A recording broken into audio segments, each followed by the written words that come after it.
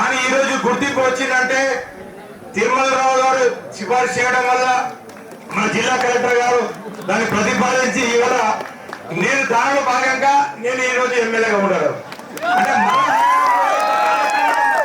జరగడం నిజంగా ఇది తరతరాలుగా ఉండిపోయే చరిత్ర. ఇది ఇప్పుడు ఈ యొక్క పూర్వ అమావాస్య పండుగ మన తాంసీ గ్రామంలో జరుపుకుంటున్నాం.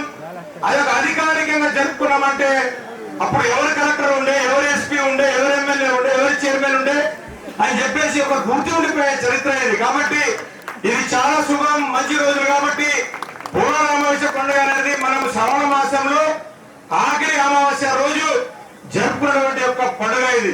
ఈ యొక్క బసవన్నలకు ఈరోజు పూజలు మనకు సంవత్సరం మొత్తం మనకు మంచి యొక్క పంటలను పండించి మనకి చేతికి అందించినటువంటి ఒక పెట్టుబడి అందించిన బసవలకు మనం ఈరోజు పూజలు చేసి మంచి కార్యక్రమాలు మంచి పండించినాం కాబట్టి అని చెప్పేసి పూజలు చేసి పంపించిన రోజు కాబట్టి చాలా మంచి రోజు.